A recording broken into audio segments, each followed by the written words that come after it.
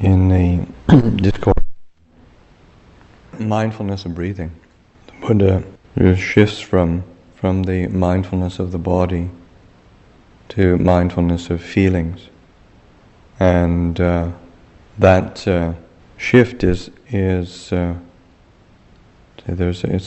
on a certain level. It's a very natural shift in that they're going from making the body peaceful, tranquilizing the body, making it peaceful, making it relaxed, and then going to feelings. The next is the experiencing. Piti is the say the first aspect of mindfulness of feelings, so that the Buddhas. I think that's a very natural shift in that when we really attend to the body, relax the body, are very mindful, and we become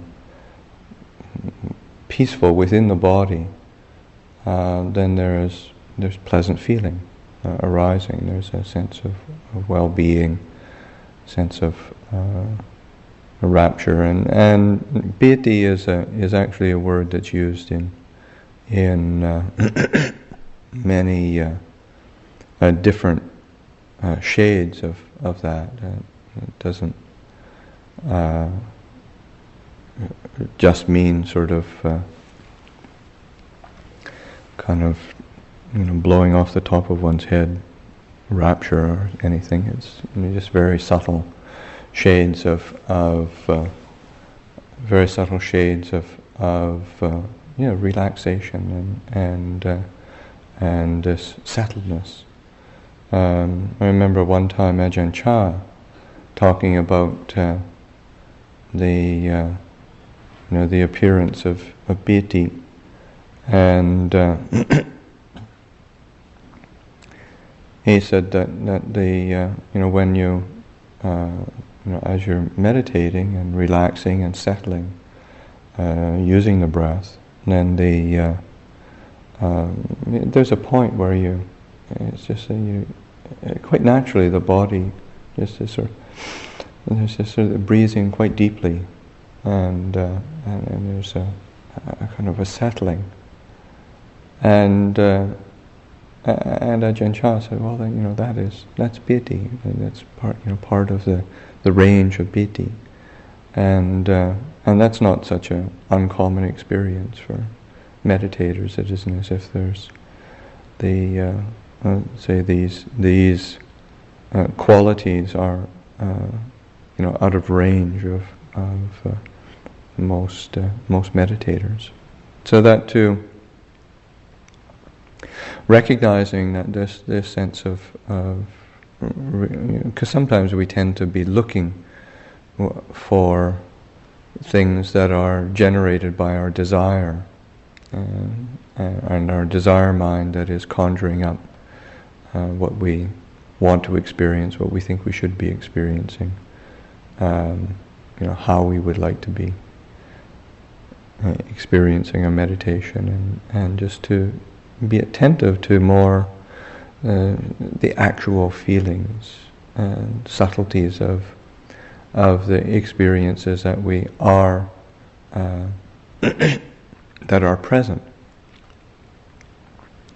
so that using the mindfulness of the body, mindfulness of breathing, really entering into and abiding in the sensation of the breath. There is this sense of relaxation that is one focuses on and trains oneself in, but then also one definitely starts to experience that and to recognize it, to see that is something that is actually occurring, or not, in the sense that one is aware that okay, there's still this tightness or this restlessness in the body. And then one can still sort of bring up an actual positive frame of reference within the mind as one's holding the breath, in that sense that recognizing that, okay, I can direct attention to that which is more grounded in well-being, in feeling of piti, a feeling of happiness that can be directed, and that attention, one can still use that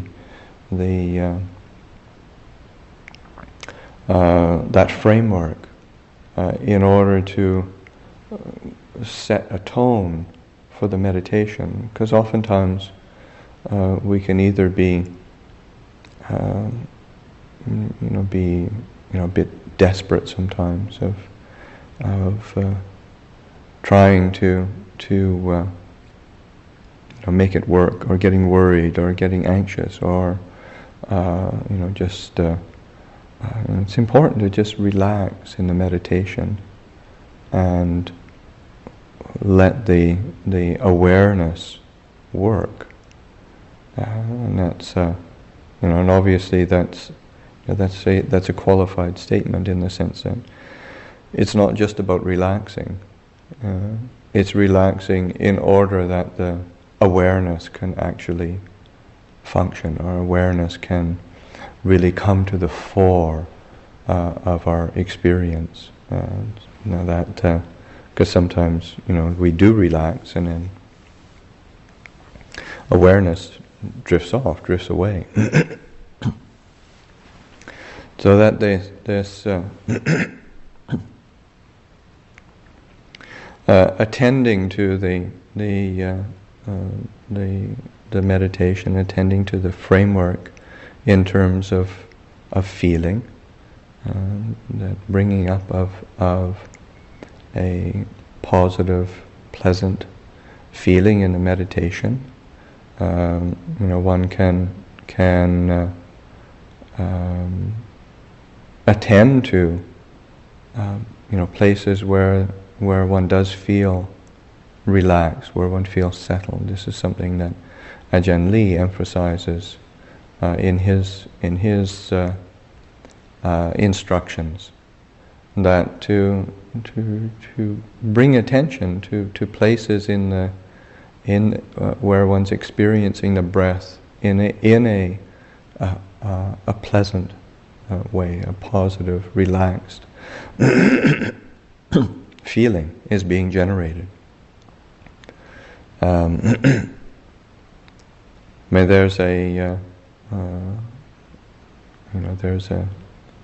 There's a school of thought in, not just in Buddhism, but in the world. There sort of is a sort of more pain, more gain sort of thing, and that is you're not really meditating unless you're experiencing lots of pain, and that's a good thing. And then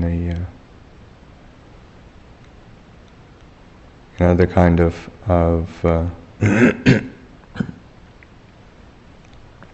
gung-ho type of attitude that comes around that, where one has to then conquer the pain. And obviously pain is an integral part of the meditator's experience, or it has always been in my 30 years of meditating. But and just the fact of having a physical body, and sitting down in a one position for a length of time, whether it's, even if it's only 20 minutes or half an hour or 3/4 of an hour, 2 hours, there's always some level of discomfort and it's just the nature of the body. So it's important not to just be shrinking away from the pain, but and one has to have the patience to be present for unpleasant feeling as well.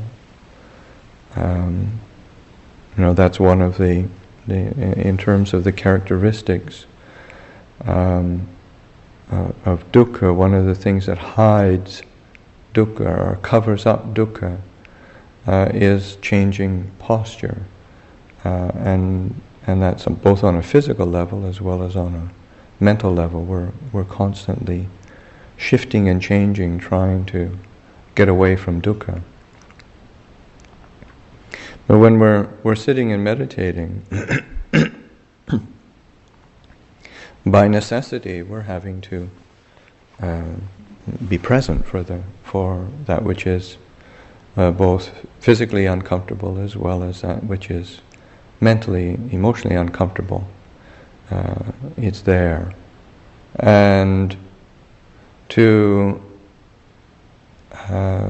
develop the skills in learning how to foster awareness around that, so that the attending to something which is more pleasant, relaxed, tranquil. Picking a point is not just an escape, but is a skill. In that that one develops, in that one is consciously aware, and one has to sort of make that conscious recognition. This is painful. But then using the mindfulness and awareness to find a place of abiding, which one cannot be, say, intimidated by that pain, so that I found for myself. I've experimented in many different ways, and certainly, going, kind of struggling with the pain, conquering pain, is one of those options. But I found that it's hard to maintain over a long period of time, and whether it's a 3-month retreat or whether it's say a holy life of years, if one is always just sort of bashing away at pain, one finds. I found myself getting averse, and then that has its own repercussions, because the aversion starts to then spread into not just aversion to the pain, it's aversion to the body, aversion to the meditation, aversion to the Dhamma, aversion to the Buddha. Why did he make me do this? And that is not a useful result. So that taking physical pain that one is experiencing and recognizing, well, that's not the whole picture. Where do I find a place of relaxation? Where am I settled? Say like pain in the knee, which is for me anyway, it's a constant. Then where do I put attention? If I keep bringing attention down to the knee, then it's just this. In the end, it ends up a distraction. So taking a place, just the rhythm of the breath, and then really relaxing the breath. And it isn't as if the pain goes away, or one's just trying to sugarcoat it. as if it's really not there. But it's it's like making a conscious choice. Say, well, this is something that I can attend to for a long period of time, and one still recognizes pain is pain. But in terms of settling attention and relaxing the body, and then being able to spread that relaxation throughout the body, and including the pain, that's possible. Or in my experience, that's what I found has worked best for me. So that taking the breath and a point in the body where one is feeling relaxed and settled, and then allowing attention to settle there, and then going into the attention there. There are times when the mind just keeps going to pain, or it feels overwhelmed by pain, and it is an interesting experiment to actually just take the pain and go into it. But I think it's sort of something that one does from time to time, as opposed to every single meditation was just sort of going into pain all the time. But because it is important for us to recognize how much perception plays in dealing with pain, in the sense that there's this, and this is in the discourse on mindfulness of breathing, the Buddha, the section on feeling, it's sort of experiencing piti, and breathing in, breathing out, experiencing pleasure or happiness, experiencing sukha. I breathe in, I breathe out. I train myself in that way. And then experiencing the citta sankhara is the third step in this, the tetrad on feeling, and and then calming, the citta sankhara is the fourth. And citta sankhara is Vedana and Sanya together.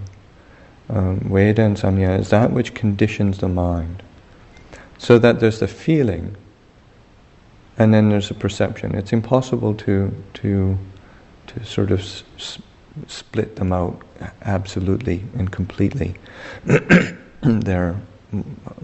But there's those two things happening within the mind, and those are fundamental kind of constituents of the mind that are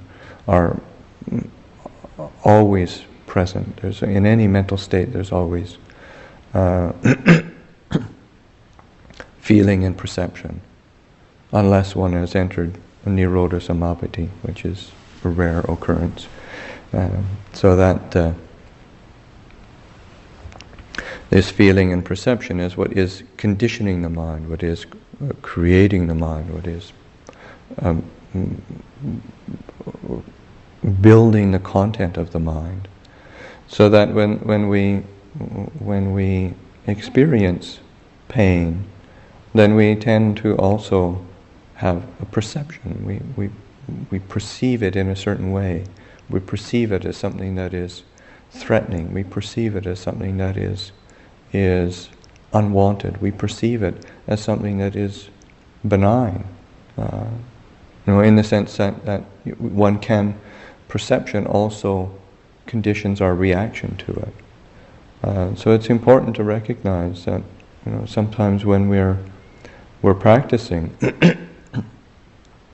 how we're holding a painful or pleasant, any feeling, or neutral, but I'm talking about pain at this point. There is the painful feeling, but then there's also the perception, and perception is both memory say the memory of how we've related to things, how we've experienced things, and then the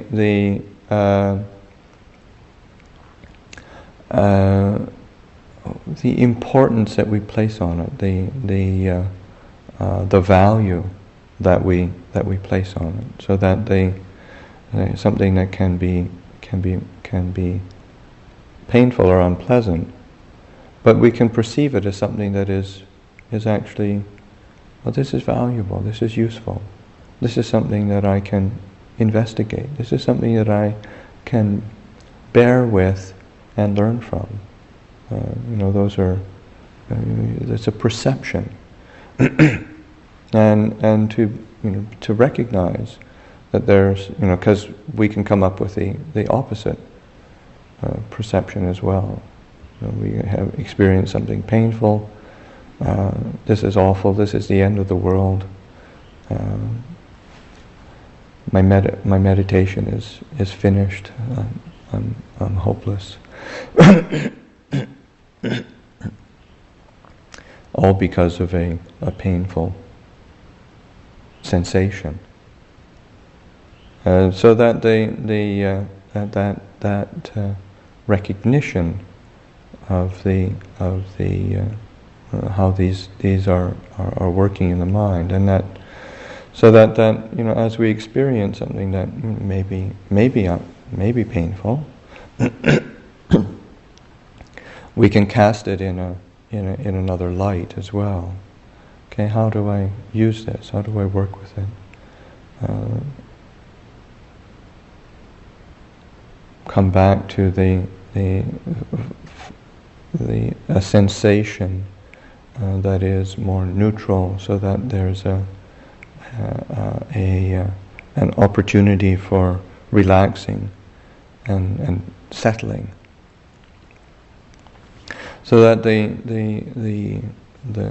using the breath and the sensation of the breathing, attending to the breathing, the breath in places where there's a sense of it's not getting tight and constricted and fraught with the perception of difficulty and complication. And really, how do I attend to the breath so that there's a sense of relaxation, settling, spaciousness, uncomplicated, qualities of well-being. And again, this is where the Buddha does emphasize this as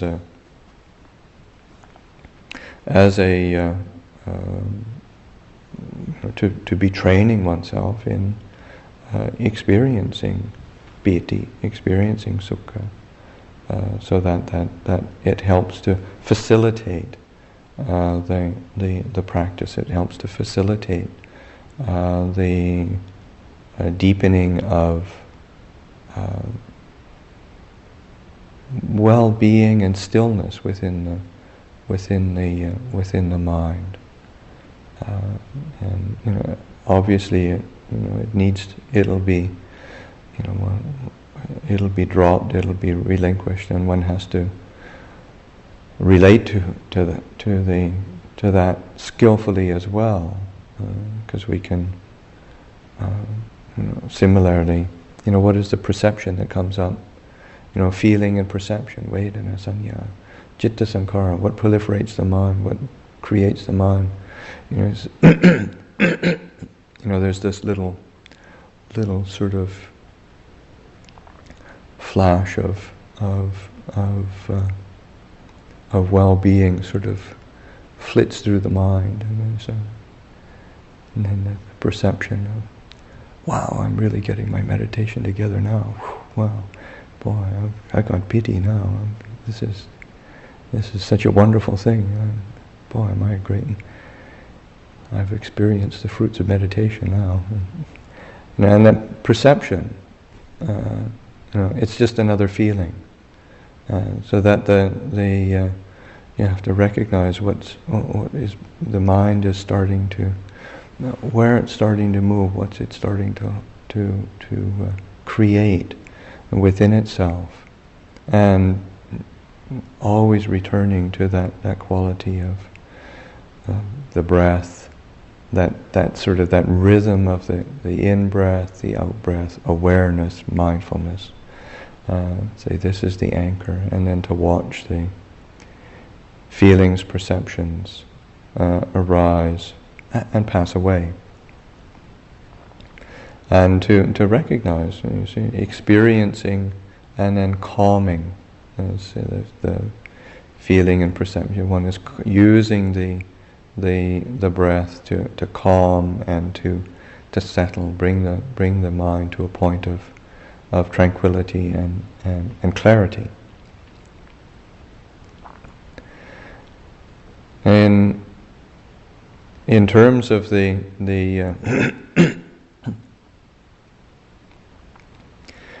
using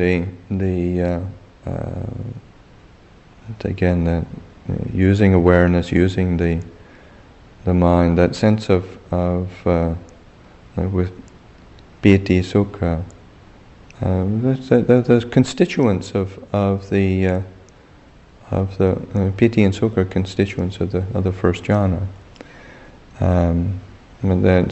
It's helpful and useful to be working with that as a framework, but also you say that the constituents of the first jhana, vitakka, vichara, piti, sukha, ekaggata.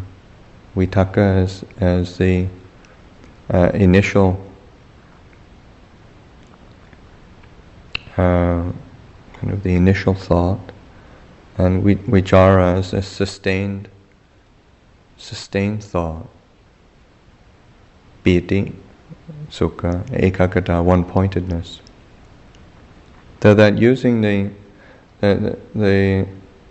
vitakka is sort of like the lifting up of awareness, lifting up of an object, the first sort of thought of a attention, what one's attending to.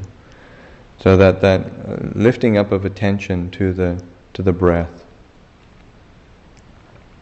And then the vichara as the sustaining of attention around that feeling of the breath, as it comes in, as it goes out, and then you'll notice the mind start to wander or start to drift a little bit, and then that's where that's where you're really being conscious of that lifting up of the mind to the object of attention. Really lifting up and placing attention on the object, on the breath, and making that quite conscious of and being aware. That's vitakka,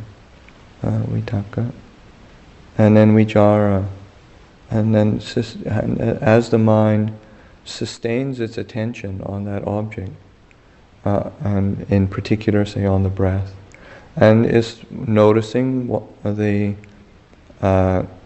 with clarity the sensation of the breath, and the looking at it from this different, with interest and sustaining that interest. I mean, that's vichara, that sustained attention, attending to things in a sustained way. And there can be some movement there in that one is investigating, attending, looking at it from different directions, but the object is sustained. And then it's just as everything is impermanent, that attention starts to become a bit diffuse, or it starts to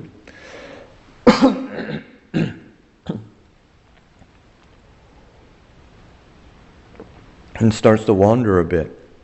So then to really consciously One to recognize, okay, this is one. Vitakka, lifting up attention again, placing attention on the breath.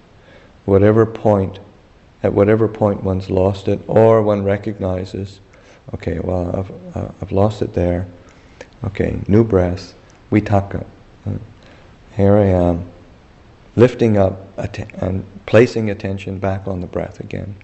Okay, vichara. How do I sustain that? How do I keep that sustained attention? So that it's that vitakka vichara that really gives the mind the work to stay with the breath, and then and the vichara is sort of looking at the different subtleties of sensation, the experience of the breath. How do I sustain attention? So that and then okay, lifting up again. Okay, and one can take it in a different angle, different perspective. But anyway, there's that sense of vitakka, lifting it up and placing attention back onto the breath, and then vichara, sustaining that. So that this is the work of as we're meditating, that lifting up and sustaining, lifting up and sustaining. And as one is sustaining the attention, and it becomes more consistent, then there's this settling, and that's where the body relaxes, the mind relaxes, and then and that's naturally where the sense of piti arises, piti, sukha. As one experiences piti and sukha, sometimes that quality of zest or rapture that arises can in itself be, it can be very energizing. The energy can then be a cause for losing attention. One gets distracted because of the energetic feeling,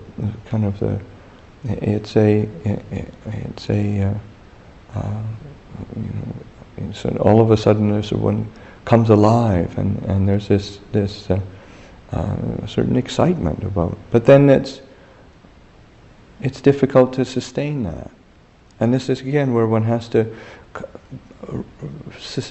return to the vitakka, lifting up attention onto the object, sustaining attention.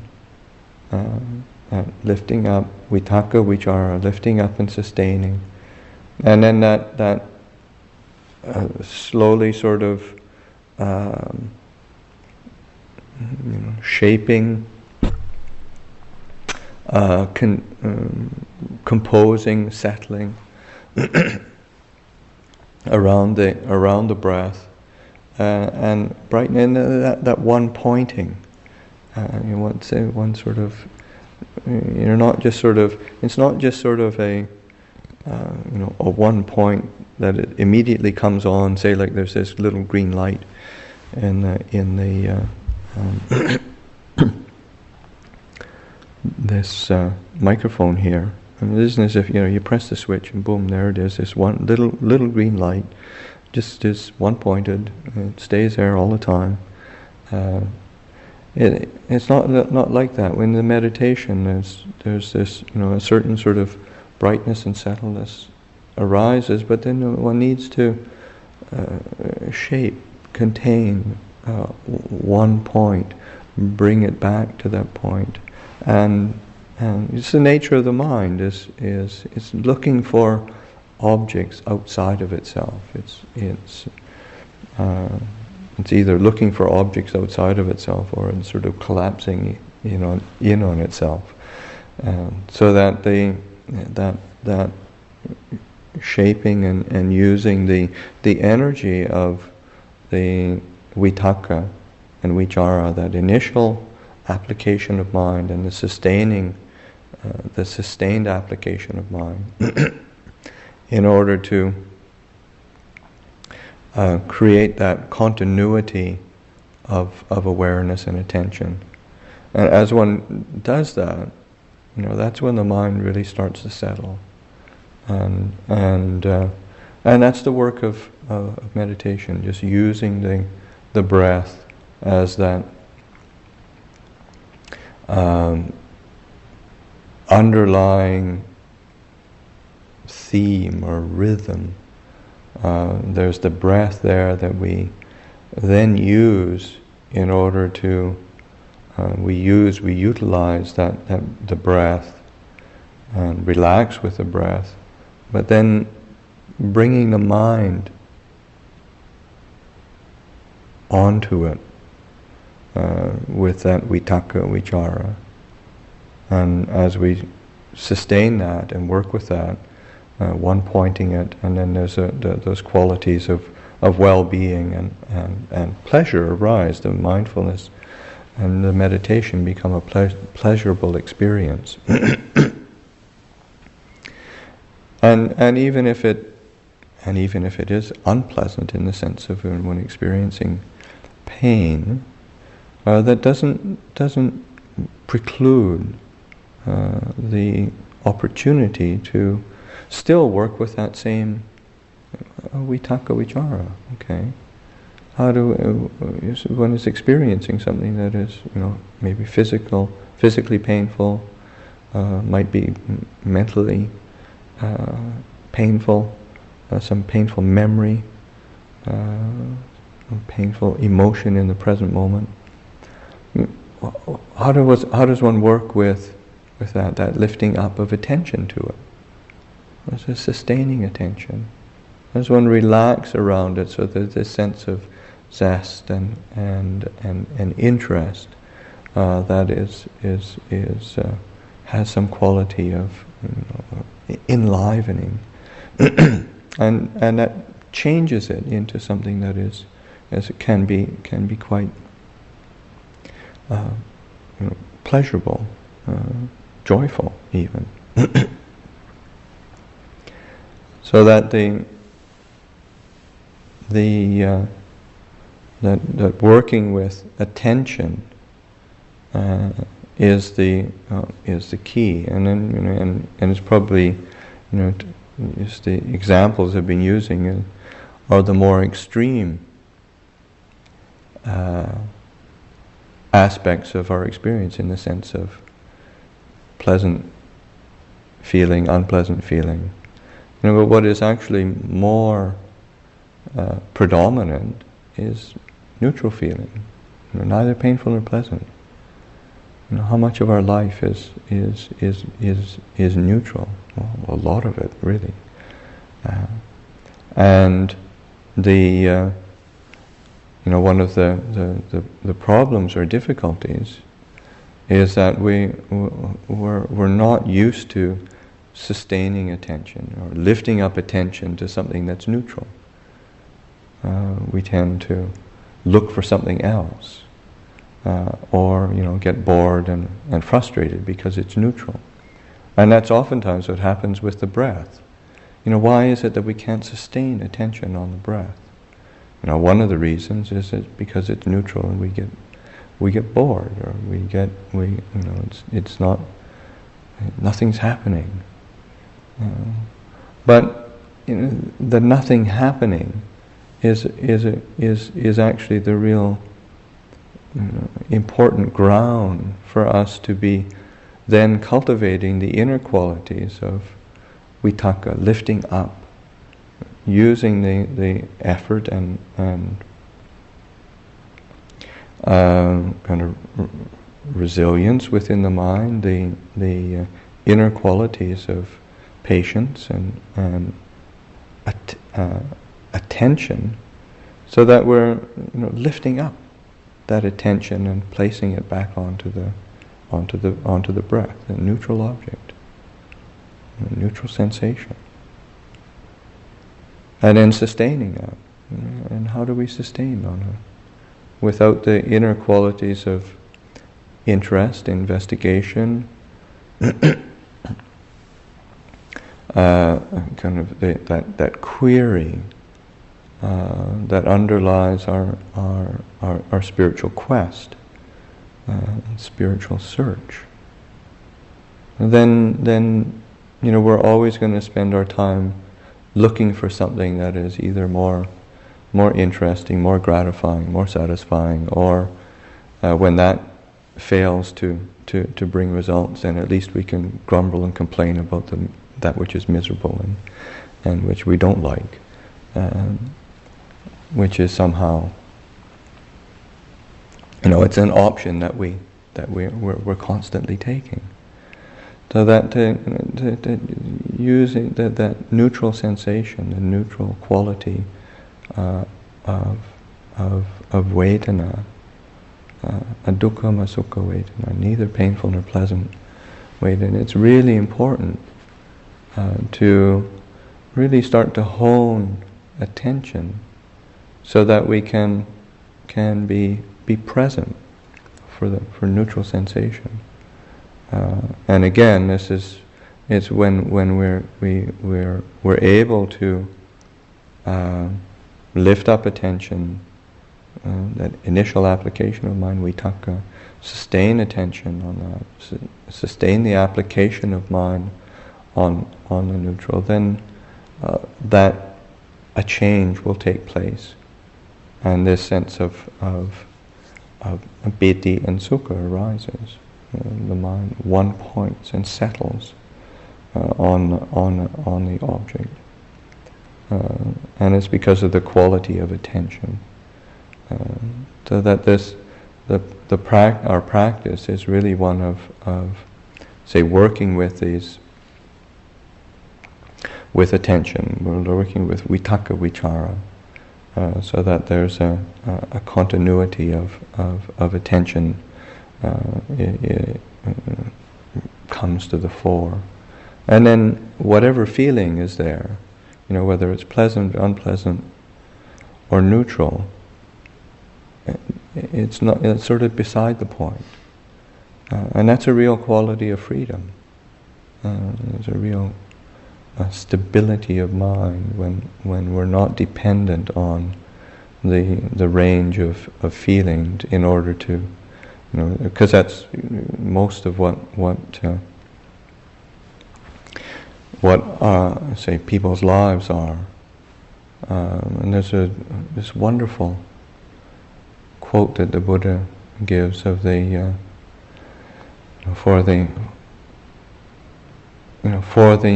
the ordinary unenlightened person, there is no escape from unpleasant feeling rather than pleasant feeling.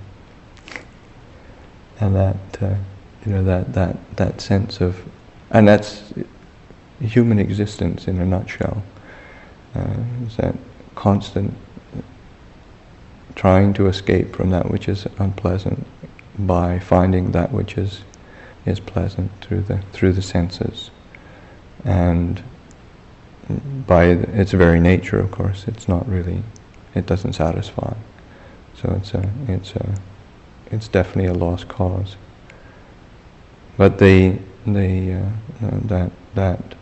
being able to be present with feeling, seeing a feeling as a feeling, knowing a feeling as a feeling, experiencing the feeling, whether it's pleasant, unpleasant, or neutral, and holding it with attention, then that has a possibility of sort of transforming into the qualities of well-being and one-pointedness, the mind coming together.